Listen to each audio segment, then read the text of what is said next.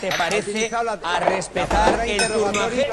Pero él a interrogar es lo que hace la poli. Pero él te ha escuchado a ti sin interrumpirte. No me voy a dedicar a encubrirla como... No, yo afortunadamente no tengo necesidad de hacerlo. Descubres la verdad. Deja que los demás... Oye, yo entiendo que No quieres que sea con la infanta. La diferencia entre tú y yo. No, al revés. Eduardo, espera, vamos a hacer una cosa. No, al revés. Yo destapé el caso. Ya lo sé, pormenorizadamente. Sí, ya sé que eres el Watergate, compadre. No, el Deja Watergate que los no. demás hablemos. Este es un caso, ya lo sé. Me molesta que se cuente, pero hay que A mí, contarlo. imagínate lo que me Porque preocupa. los No, ciudadanos no. tienen derecho a Ya saber. lo sé. Bueno, hombre, algo afectará. Hombre, algo afectará. Algo afectará. Que no será culpa del resto de España que la...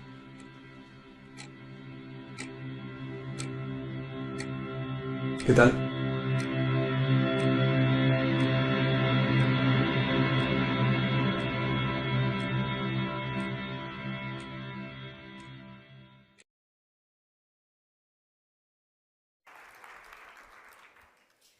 Este vídeo es precioso. El otro día me acordaba de él también porque escuchaba la conversación de dos señoras en la puerta del Parlamento de Andalucía, donde hablaban de los reyes, de los nietos. Y entonces decía una, mi niño pedía otra vez la camiseta de la selección española. Y le decía a la otra, ¿tú te has enterado del follón que se ha montado con la camiseta de la selección española? Y decía la otra, sí, yo me he enterado, pero para mí fundamentalmente lo que me preocupa es que la camiseta sea de un color oscurito, porque si es blanca, como la del año pasado, no hay forma de sacarle las manchas. A mí me encantó esa conversación, creo que tiene una profundidad enorme. De alguna manera, ese sentido práctico de lo que debe ser una identidad, que no es agresiva, que tiene que ver con las cosas cotidianas, que tiene que ver con la necesidad de vivir juntos, en común, cómodamente, de cuidarse. A mí me encanta esa forma de entender la identidad. Me encanta la forma de entender la identidad que tuvieron las millones de mujeres acompañadas de hombres comprometidos que en el día de ayer salieron masivamente a las calles en todo el mundo contra la violencia machista. Ese tipo de identidad me encanta. Me encanta la identidad de la señora que colgó en su balcón una ristra de ropa tendida y que colocó un tuit diciendo, esta es mi bandera. Nosotros, durante muchos años en Andalucía, hemos reivindicado una memoria que también considero necesaria, una identidad que también considero necesaria. Carlos Cano hablaba de las banderas que quitan el hambre. Yo no conozco exactamente ninguna bandera que quite el hambre, pero sí que hay identidades, fórmulas de autoestima colectivo que son fundamentales en los tiempos que vivimos para salir de la situación de precariedad, de empobrecimiento, de dificultades en el acceso a los derechos fundamentales por parte de la ciudadanía. Son esas identidades las que hay que construir. La del maestro y la maestra, que a pesar de los recortes han defendido sus colegios como si fueran su patria. La de las abuelas, que con sus pucheros han alimentado a 2 generaciones cuando llegó el paro y cuando llegó la precariedad, y que han defendido sus hogares como si fueran su patria. Ese tipo de identidades las necesitamos. Ellos nos quieren sueltos, sin identidad, sin autoestima. Y nosotros necesitamos recuperar esa autoestima. Y necesitamos recuperarlo en Andalucía. Lo necesitamos desarrollar esa identidad que de forma histórica en nuestra tierra ha estado vinculado a los derechos sociales, a la emancipación. En Andalucía el hecho nacional tiene que ver con las cosas de comer, tiene que ver con la defensa del futuro de los hijos y de las nietas. Nosotros, en el día de hoy, 40 años después del 4 de diciembre, necesitamos reconstruir esa identidad. En primer lugar, porque la tenemos, esa identidad. La tenemos, el otro día escribía Juan José Tellez, un escritor delicioso.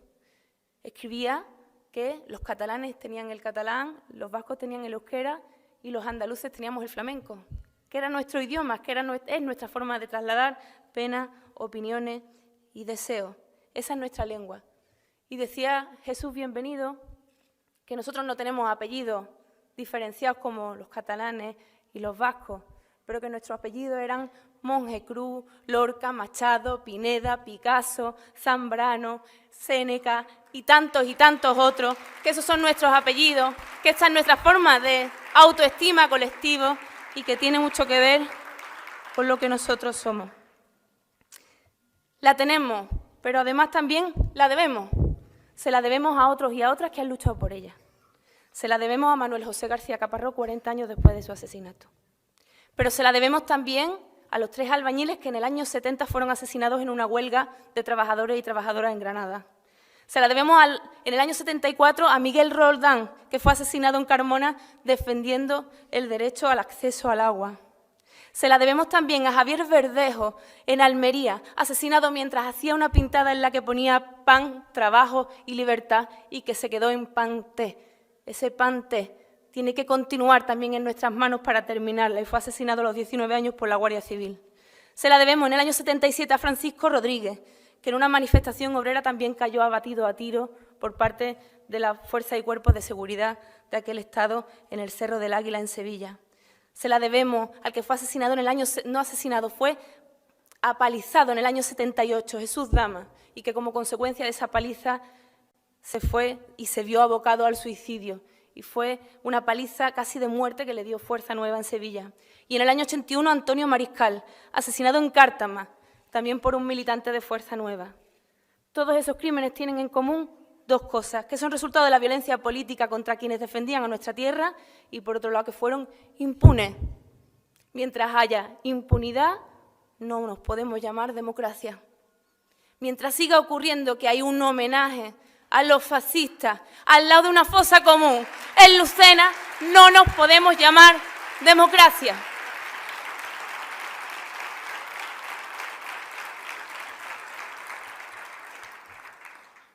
Desde aquí queremos pedir la dimisión del subdelegado del Gobierno de Córdoba y queremos pedir sanciones de la Ley de Memoria Histórica y Democrática que hemos acordado con el Partido Socialista para que tenga efecto y se deje de humillar a las víctimas del franquismo en nuestra tierra.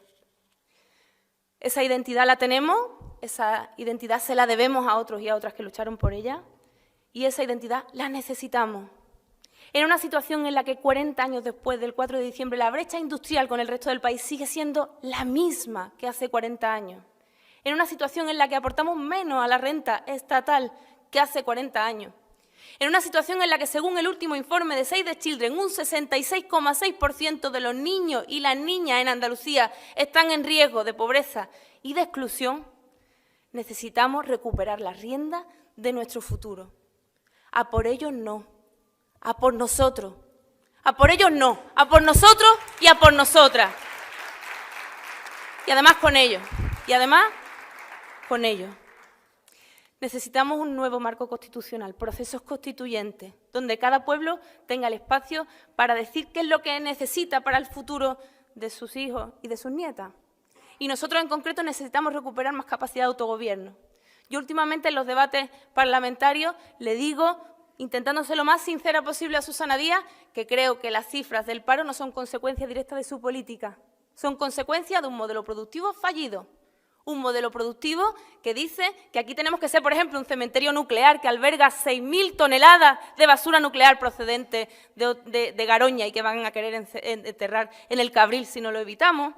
De un modelo productivo que dice que nos tenemos que especializar en agricultura intensiva que acaba con nuestros acuíferos. De un modelo productivo que dice que tenemos que depender de un modelo, que es el del oligopolio, que dice que tenemos que tener un almacén de gas natural debajo de nuestra joya natural más preciada, que es el Parque de Doñana. De un modelo productivo que dice que solo valemos para tener un contrato temporal en situación de absoluta precariedad en el ámbito de la hostelería y del turismo, porque no podemos aspirar a nada más. Ella me decía, cambiar el modelo productivo no es un huevo que se echa a freír. Y yo le dije, claro, pero es que llevan ustedes 40 años a los fogones. Para tener ese nuevo modelo productivo, para aspirar a una transición energética que pueda tirar de ese nuevo modelo productivo, necesitamos más competencias. Y esas competencias, si se descentralizan, hacen del sistema más democrático, porque democratizar la economía está en el centro de una democracia justa y a futuro. A por ellos no, a por nosotros y a por nosotras. Nosotros vamos a reconstruir esa identidad emancipatoria. Vamos a poner sobre la mesa el programa de la murga de los currelantes de Carlos Cano, que sigue más vigente que nunca después de 40 años. Y lo vamos a hacer además entendiendo que esa identidad es mestiza. Que hay no 3 culturas en Andalucía, que hay 5 fuentes culturales en Andalucía de las que estamos absolutamente orgullosos. La fuente árabe andalusí, la fuente hebrea, la fuente gitana, la fuente de descendientes de africanos que se quedaron también en nuestra tierra y que nos han dejado, entre otras cosas, una cofradía en la ciudad de Sevilla y otros muchos rasgos que compartimos. Y la fuente castellana, evidentemente. Vamos a defender esas 5 fuentes para salir de esa cultura esencialista. Y desde esa perspectiva también vamos a pedir que se acabe con el encarcelamiento terrible que se está produciendo en nuestra tierra de cientos de inmigrantes que no han cometido ningún delito y están metidos en una prisión en Archidona.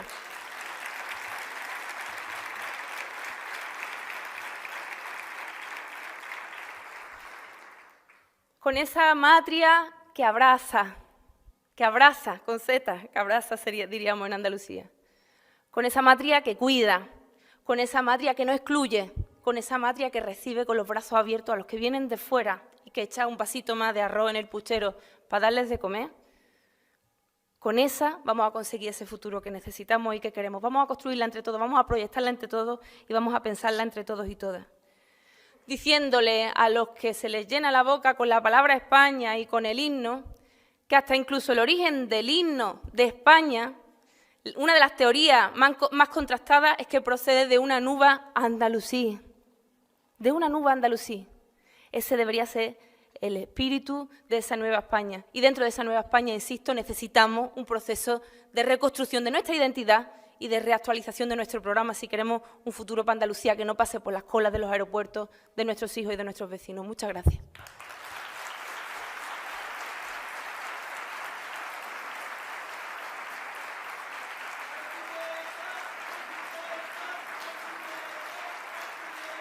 Durante el día nos vamos a ir animando. Y nada mejor que comenzar hoy, para eso de coger brío y fuerza, que nos hable Antonio Maillo. Muchas veces en esto de la formación de las personas,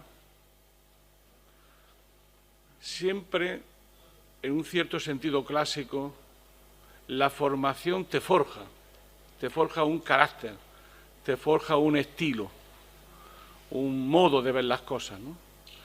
El que Maillo sea profesor y formado en lenguas clásicas y en civilización gregolatina, yo creo que le da a Antonio algo muy típico de esta tierra.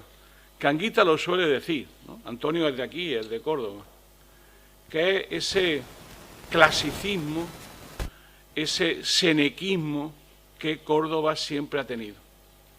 Antonio Maillo tiene algo así como la sabiduría de la formación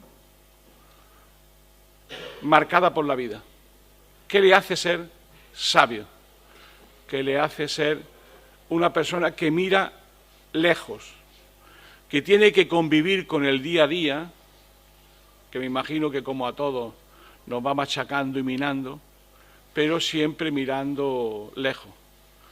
Y sabe, yo creo que Antonio sabe.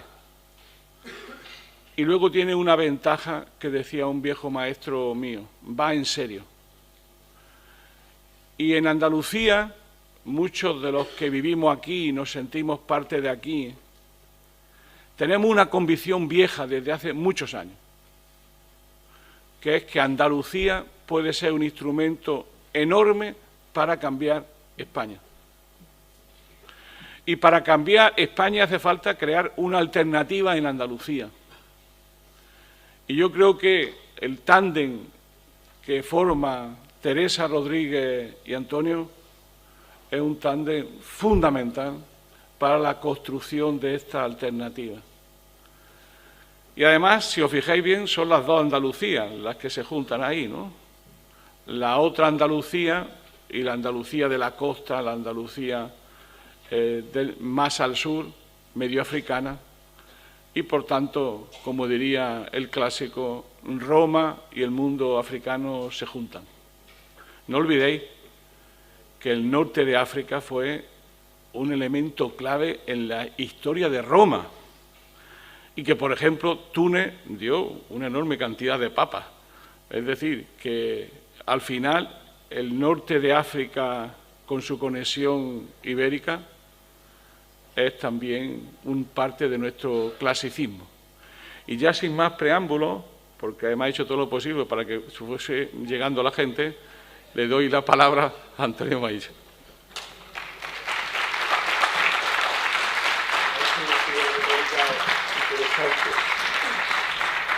Bueno, buenos días. No voy a aplicar la captatio benevolentia que ha hecho Manolo Monereo en su intervención, con una consciente ralentización para ver si de manera creciente se iban incorporando quienes desde la tardanza se han levantado hoy más tarde de lo que tocaba la jornada. Pero sí quiero decir que al hilo de su referencia con las inteligencias que dieron el norte de África, Agustín de Hipona, uno de ellos, posiblemente para que uno de los proyectos que nosotros construyamos sea no precisamente la ciudad de Dios, pero sí la ciudad de todos, o la ciudad de todas. En la referencialidad hispanoafricana, me gusta esa unión que nos define a los andaluces, hay una persona como Juan Goytisolo, que vivió muchos años en un barrio en el que tuve la ocasión de estar antes de ayer para celebrar los 40 años de una asociación de vecinos muy luchadora y muy combativa, que ha hecho tejido social, que ha construido unidad popular en un microcosmos como el barrio de Las Chancas, para citar a un escritor almeriense que no sé si lo conocen muchos de ustedes, se llama Agustín Gómez Arcos, fue un exiliado, apenas conocido en España, pero cuyos libros son lectura obligada en los liceos franceses. Agustín Gómez Arcos dijo en el 66, antes de exiliarse, lo siguiente: hay que volver el calcetín del revés y empezar por los cimientos, nada de arreglos de superficie. Digo esto porque quizás cuando hablamos de proceso constituyente en esta bien acertada jornada con título de Volver a mirarnos, cuando hablamos de proceso constituyente yo creo que en una especie de recuperación del lenguaje tenemos que ser muy claros. Un proceso constituyente está vinculado y unido a dar la vuelta al calcetín. O lo que es lo mismo, cuando se habla de proceso constituyente o reforma constituyente no se debe hablar como elemento de indiferencia, sino como elemento dicotómico. O hay proceso constituyente o hay una reforma parcial de la Constitución. Porque me preocupa algunas intervenciones que hubo ayer, estableciendo como una suerte de que, bueno, cualquiera de las dos salidas son positivas, no tienen nada que ver una con la otra. Hablar de proceso constituyente es hablar de volver a mirarnos para construir un nuevo país. Y sobre eso quiero sentar la base de 3 premisas. Lo decía Manolo, soy docente, sobre todo y antes que nada, y hay tres cuestiones que me gustaría situar en un contexto concreto para que me entendáis lo que quiero transmitir en esta ponencia de inauguración de jornada. La primera, la experiencia de gestión de conflictos en institutos de secundaria nos hacen ver que hay 2 claves para funcionar en la gestión de conflictos entre 2 alumnos en un instituto, entre 2 adolescentes o entre profesorado y alumnado, o también en la comunidad, es decir, para la política, que es la empatía y la asertividad. La empatía, el ponerse en el lado de otro para intentar comprenderlo y, por tanto, exigir al otro que también se ponga en el lado de uno. Y la segunda, la asertividad, es decir, una vez resuelto el conflicto o concluido, tener muy claras cuáles son las conclusiones y la hoja de ruta que hay que desarrollar y sobre la cual todo el mundo tiene que estar haciendo piña. La primera, la empatía, tiene que ver con el concepto de la autoritas, la autoridad moral, el poder entendido como autoridad moral que se vincula a la trayectoria de los agentes, a la credibilidad que da, la ejemplaridad, que es uno de los conceptos que se han abandonado en el campo de la izquierda, y la asertividad, al otro concepto de poder que existe en el latín, que es la potestas, el concepto de autoridad, un concepto mucho más vertical, más formal. Digo al hilo de la clave que decía Rafa Mayoral ayer sobre el concepto de poder, la resignificación de poder y qué cosa sea eso. Bueno, pues los latinos, por ejemplo, tenían 2 conceptos diferenciados para llamar poder, la diferencia de la autoritas y la potestas. Los procesos constituyentes están vinculados intrínsecamente y estrechamente a un proceso de autoritas en comunidad, a un proceso de relevancia de la ejemplaridad y a un proceso profundamente participativo, sin el cual no lo es. Segundo concepto, primero de poder, con todas sus variables. Segunda cuestión. Vengo de la docencia y en la docencia sabéis lo que ocurre, que es más importante el proceso educativo. Muchos y muchas de vosotros que sois colegas que veo aquí, ¿lo entendéis? Que el resultado. Un alumno puede tener una calificación formal en su acta de resultado de sobresaliente, notable o bien, pero el proceso que va a permitirle crecer y desarrollarse posteriormente no va a ser esa calificación, es el proceso de aprendizaje que dio lugar a ese resultado, sea cual fuera. Un proceso constituyente tiene mucho que ver, como su propio nombre indica, con la elaboración de ese proyecto. Y, por tanto, me lo decía ayer Julio y yo coincido con él, casi es más importante el proceso que el resultado que de él se derive. Si el proceso es bueno, el resultado lo va a ser. Pero si el resultado es bueno, pero el proceso no, ese resultado se desempoderará y se desactivará con la correlación de fuerza actualmente existente en la sociedad. Y el tercer concepto, la necesidad de que en este proceso de conciencia colectivo, decís muchos de vosotros resignificar, a mí me gustaría reconquistar o recuperar lo genuino del lenguaje, un lenguaje y una lengua absolutamente perversa en esta batalla cultural por ganar el relato de la crisis. Por tanto, en recuperar el lenguaje está una de las claves de la batalla cultural, sin la cual no puede haber un proceso constituyente exitoso. Y sobre ese cuidado de la palabra también está la clave de la recuperación de esa batalla cultural. Y lo diré unido a quienes, no siendo andaluces, podéis intentar, a través de mi asertación, en qué consiste esta tierra y cuál es la configuración que ha dado a que seamos sujeto político y por qué tenemos la estructura económica y social que tenemos. A lo mejor tiene mucho que ver con aquello del concepto que llaman algunos de reconquista y otros de conquista. Digo esto porque hablar de proceso constituyente es hablar de un proyecto de nuevo país. Y en un proyecto de nuevo país, una debilidad.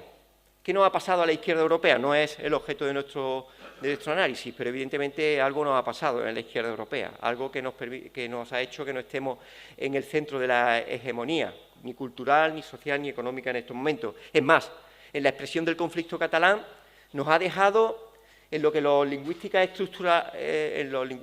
estructuralistas definían, que muchas veces decían que el signo lingüístico, la palabra, se definía no por lo que era, sino por lo que lo era. Y muchas veces yo me he sentido que en el desafío catalán o en el conflicto catalán no hemos definido como un signo lingüístico, como lo que no somos. No somos independentistas, no somos partidarios del 155, ¿vale? Eso está muy bien, pero ¿qué somos? O lo que es lo mismo, un proceso constituyente tiene que estar unido a un proyecto positivo de país, no a lo que no somos por lo demás. Ahí no hay proyecto, ni hay pegamento sobre el que se puede adherir la mayoría social. La mayoría social se adhiere si hay un proyecto positivo que se convierte en el centro de la alternativa. No si hay un proyecto que se define por la negación de lo que somos. Si vamos todo el día diciendo que no somos independentistas y vamos todo el día diciendo que no somos partidarios del 155, lo que estamos diciendo es que no tenemos proyecto político. Por tanto, el reto del proceso constituyente es también y sobre todo un proyecto de país que pueda vincular mayorías que nos trasciendan, porque si no, no tendremos proyecto de país.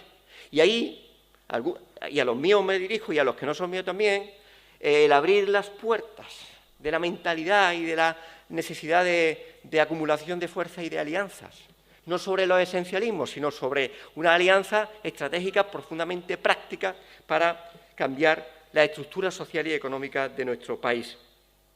Y en este proceso constituyente, y por último, una nueva cultura política. Y en esa nueva cultura política, un nuevo modo de estar en política. De la profesionalización ni hablamos, ya, superado. Y a quienes nos tocan ser dirigentes en este proceso, por cierto, del que no vamos a salir indemnes, vayamos interiorizándolo, no vamos a salir indemnes. Si lo conseguimos, serán otros los que tendrán que relevar, porque vamos a salir hechos mixtos los que nos toca llevarlo a cabo desde nuestra responsabilidad en estos momentos. Una nueva política del recambio o de la naturalización de los relevos de los liderazgos. Por tanto, quien esté pensando en hacer carreras políticas de enlace, se vaya olvidando. Tanto los viejos como los nuevos. Aviso. Vayan olvidándose de eso. Y sitúanse en la mentalidad de que lo que estamos haciendo es un servicio a este país y que nos toca un momento de cambio y de transformación del que no vamos a salir incólumes ni indemnes. ¿Y qué papel, entonces, puede aportar Andalucía en este proceso? De proceso constituyente, de alianza, de nueva recuperación del lenguaje. Pues Andalucía, lo adelantaba Monereo, Manolo, que además ha tenido quizá en su columna vertebral del discurso a lo largo de todos sus años y toda su trayectoria, esa base discursiva de Andalucía, como él mismo dice, como centro de aglutinación, Andalucía como espacio de encuentro, Andalucía desde la autoritas que le permitió el proceso constituyente movilizador y de fundación como comunidad, como realidad nacional, el 4 de diciembre, desde una identidad múltiple, desde una compatibilidad de identidades, desde un no frentismo activo, ser un espacio de encuentro. A lo mejor nosotros somos el nuevo centro de nuestro país, de este proyecto común que llamamos España. Porque el 4 de diciembre, queridas amigas y amigos, del que se celebran 40 años, fue un proceso de construcción de poder popular que se tradujo en una ruptura del guión de la transición y en un condicionamiento de la elaboración de la transición. El 4 de diciembre, donde salieron 2 millones de personas por todas las capitales andaluzas para reivindicar una autonomía para Andalucía, se reivindicaba una autonomía, pero no entendida como un fin en sí mismo, como una cuestión de identidad onanista, permítanme la expresión, sino como un instrumento que se vinculaba y se identificaba con la mejora de las condiciones sociales. Es decir, la autonomía andaluza se vincula a la mejora de las condiciones sociales. Es un proyecto profundamente social, profundamente solidario, que no se hace frente a ningún otro territorio y por eso esencialmente y profundamente de izquierda en su origen. Es una experiencia, el 4 de diciembre del 77 se manifiestan 2 millones de andaluces en las ciudades y en las capitales de provincia. 20 días después, entra en registro del Congreso de los Diputados un guión de la Constitución que introduce al calor de esas manifestaciones un artículo que no estaba en borradores anteriores. El famoso artículo 151, o lo que es lo mismo, una suerte de vía rápida para acceder a una autonomía como las nacionalidades históricas que entonces se reconocían como la única que iban a darse de manera automática. Y ese recorrido y esa introducción del artículo 151 nos da una lección para ahora. Y es que, gracias a ese 151, o alguien podría decir a pesar de ese 151, se consiguió la autonomía de Andalucía el 28 de febrero de 1980. Digo a pesar porque una de las lecciones que se extrajeron es que de ese referéndum que permitía el artículo 151 con unas condiciones leoninas, que eran que tenía que ser demandado por 3/4 partes de los ayuntamientos de cada una de las provincias andaluzas, es decir, el 75% de los ayuntamientos de las provincias andaluzas tenían que pedir ese referéndum y sumar la mitad de la población, pero también que ese referéndum tuviera como resultado una mayoría absoluta, el 50% más 1, no de los votantes, sino de los electores de un censo franquista en el que había muertos, en el que había emigrantes, en el que había gente que no estaba ya viviendo en Andalucía. Tenían que tener el 50% más 1 y no se consiguió. Se consiguió en mayoría inmensa en todas las provincias, excepto en Almería. Y si se hubiera aplicado stricto sensu el artículo 151 y la Ley Orgánica de Referéndum, no habría habido autonomía en Andalucía por la vía del 151. No la habría habido.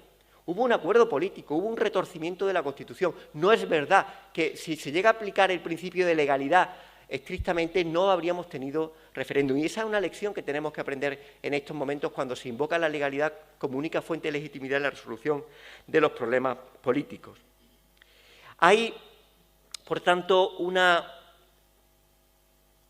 principio fundador en ese 4 de diciembre que se culmina con el 28 de febrero y su referéndum, en el que tuvimos una oportunidad de romper con algo que ha caracterizado a la sociedad andaluza, a este territorio definido a lo largo de los siglos.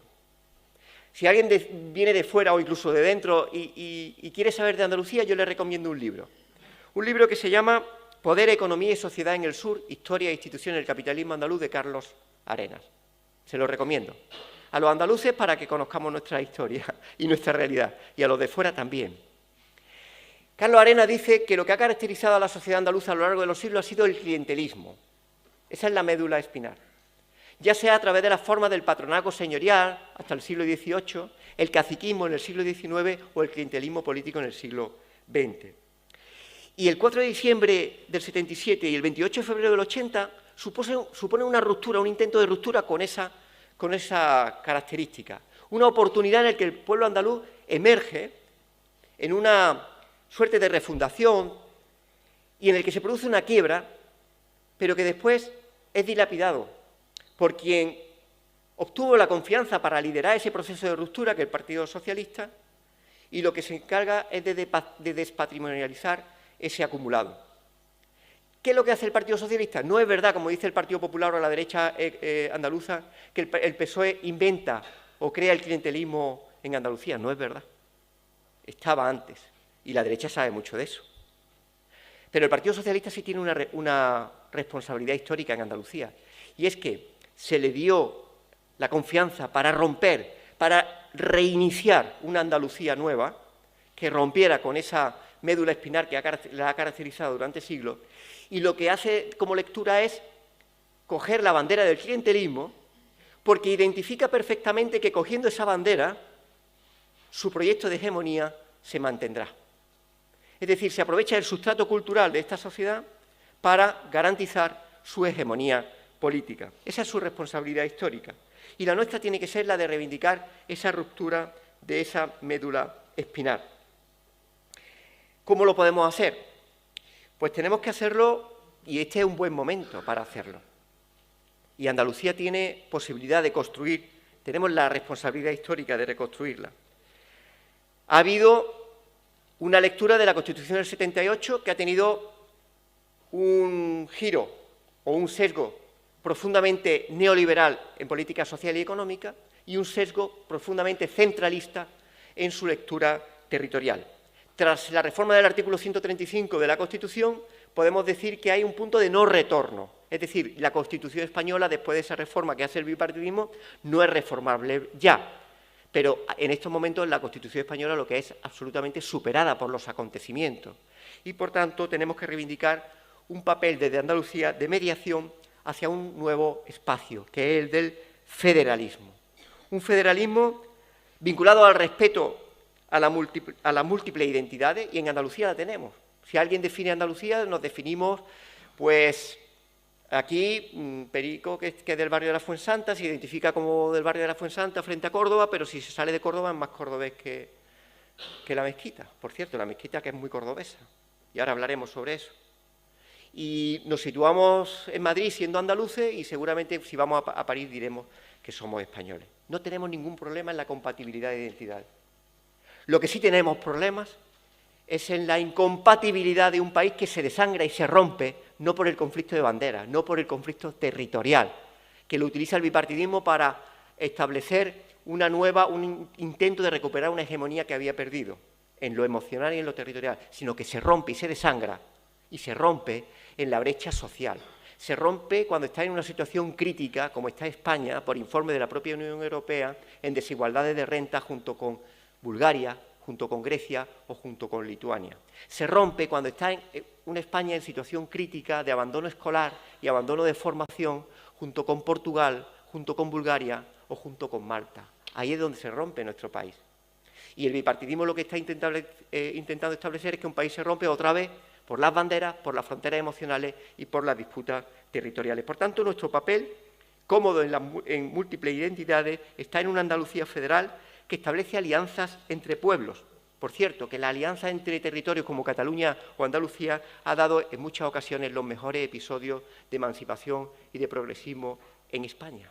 Por tanto, tendremos que recuperar esa alianza también, esa alianza que nos ha dado lo mejor como proyecto de país, pero que tiene que situar en una demanda de debate social que blinde los derechos sociales constitucionalmente, que reivindique, ¿por qué no?, espacio de emancipación económica y que sitúe el feminismo y la igualdad en un vector de fundación de nuevo país. Sí, el feminismo como el fundador de un nuevo país, el de la igualdad, el de la ruptura del patriarcado, algo profundamente revolucionario no solo desde el punto de vista de la estructura social y política, sino también culturales.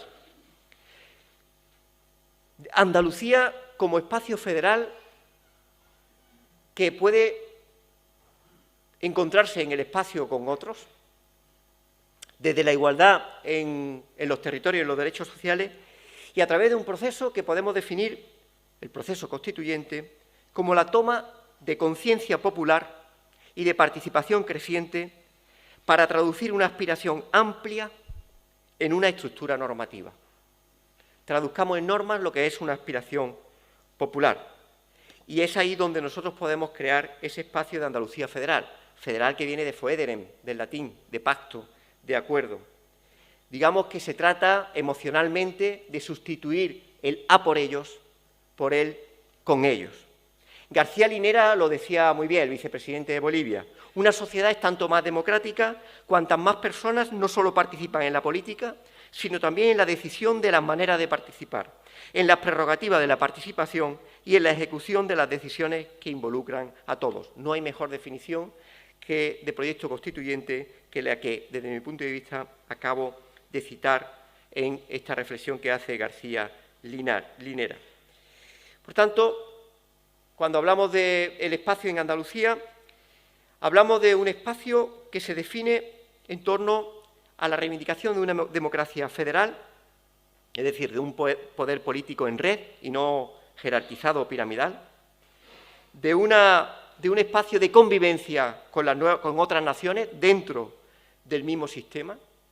Esa es la reivindicación que nosotros hacemos con Andalucía y queremos que la hagan en otros espacios, y de la identidad superpuesta o las varias identidades.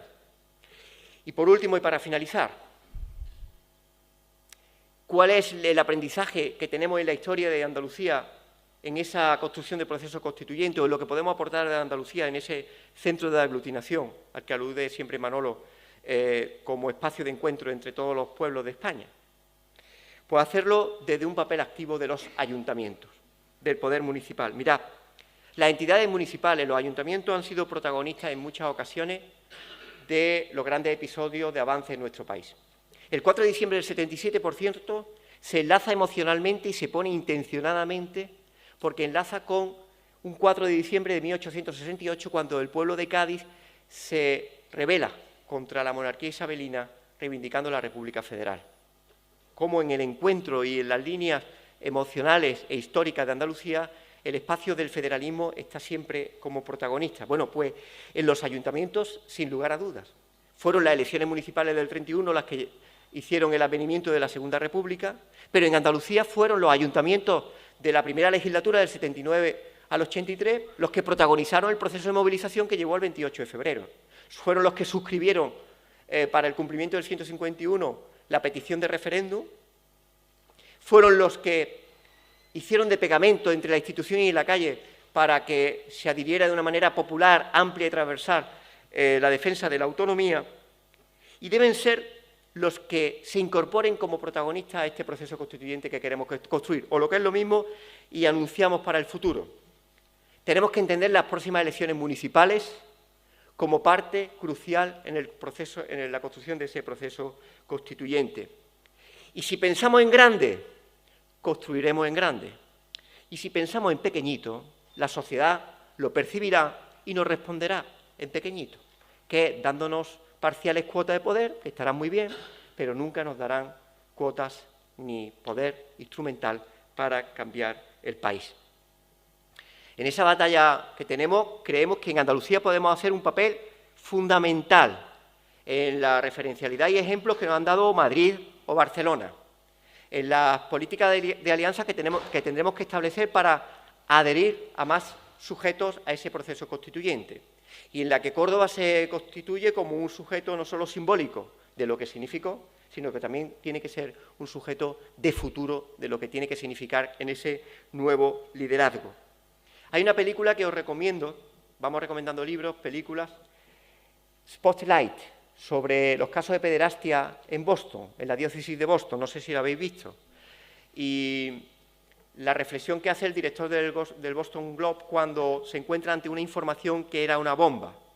Le dice a sus periodistas, las 3 condiciones del buen periodista, y podemos aplicárnoslas como 3 condiciones para este proyecto político, deben ser la integridad para resistir los ataques del sistema. Integridad, eso es un aprendizaje que tenemos. ¿A alguien se le podía ocurrir que cuando tú disputas y tú no quieres entrar en los nuevos consensos de la Constitución del 78, no iban a abrir las puertas y a recibir con la alfombra roja? La criminalización del compañero Pablo Iglesias es una criminalización anecdótica, ¿no? Es la expresión de quien saben que está en el foco del simbolismo de ese proceso de ruptura. Por tanto, vamos a hacer una lectura adecuada, los que sean de Podemos y los que seamos de otros sitios, de que le toca al compañero Pablo como le puede tocar a otros si le toca liderar ese proceso, que no es una cuestión de simpatías o antipatías, que es que el sistema ve en él la plasmación de esa amenaza. Por tanto, estamos en una fase de integridad para resistir las trampas, los ataques y las agresiones del sistema. La segunda condición para el buen periodista y para el buen responsable político, el espíritu de servicio público. Cuando la gente lleva tanto en política o piensa llevar tanto en política, lo digo por los que han descubierto las mieles de estar en la representación, se le olvida al final el por qué estamos ahí. Cuando hablamos de servicio de espíritu de servicio público, tiene que estar vinculada a una temporalidad de la responsabilidad de carácter institucional o de primera línea. Y por tanto de la cultura del relevo, la cultura del recambio, la normalización del relevo de los dirigentes, a todos los niveles. Porque se nos olvida, compañeros y compañeras, porque estamos aquí.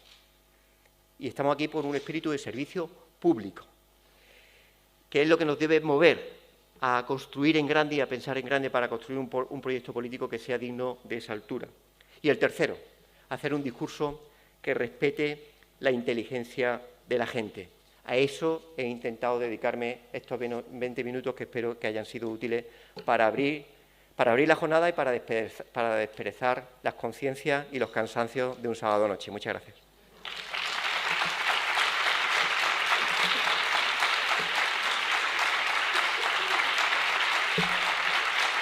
Bien.